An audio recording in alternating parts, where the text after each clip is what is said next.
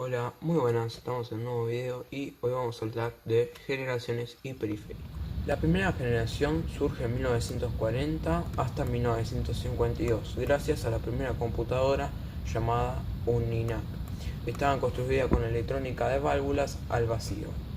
Se programaban en el lenguaje de máquina, necesitaban una exagerada ventilación, tenían un alto consumo de energía, ocupaban mucho espacio. Las memorias estaban construidas con finos tubos de mercurio líquido y tambores magnéticos.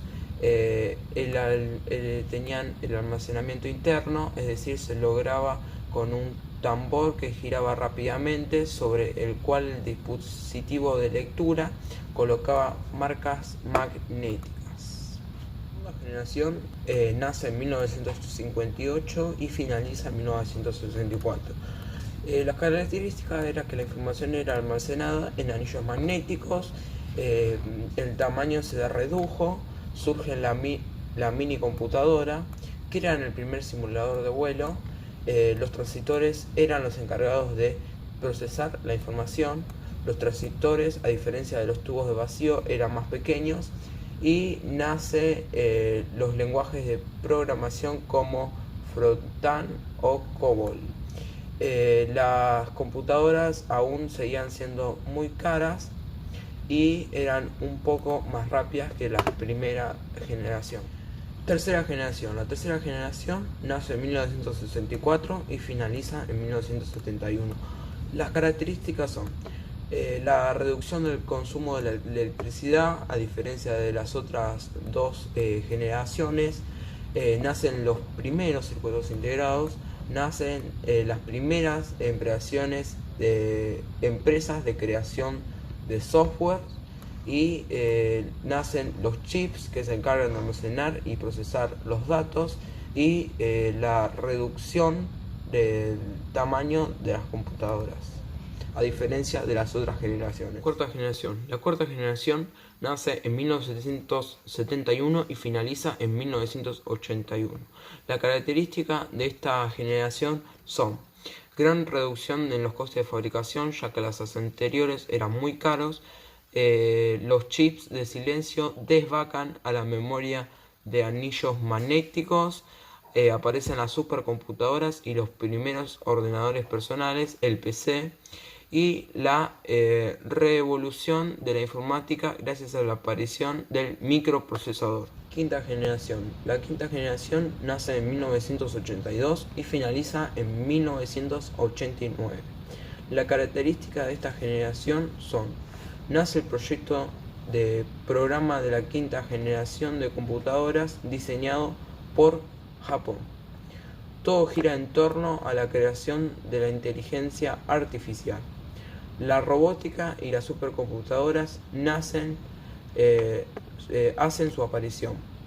Nace el CD, la fibra óptica y las telecomunicaciones, entre otros. Aparecen los primeros módulos de memoria compartida. La sexta generación nace en 1990 y finaliza en 1999.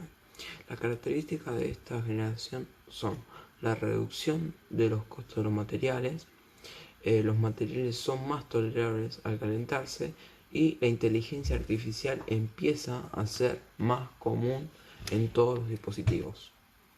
Séptima generación. La séptima generación nace en 1999 y sigue en pie hoy en día, es decir, que todavía no finalizó.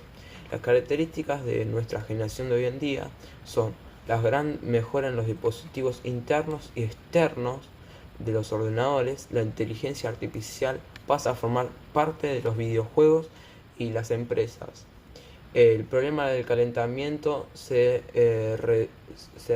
reducirá gracias a la multitud de dispositivos. El internet ahora está al alcance de todos. Las pantallas de los ordenadores son mejoradas. Y se sabe, lo peculiar de esta generación es que se sabe cuándo empieza, pero no cuándo acabará. Bueno, ahora vamos a hablar de periféricos. Los periféricos son dispositivos por lo cual la computadora se comunica con el exterior. Por ejemplo, tenemos el de almacenamiento, el de entrada, el de salida, el mixto y de comunicación. El de entrada son todos aquellos dispositivos que permiten la información sea procesada por la computadora. Los de salida reciben información la cual es procesada por el CPU.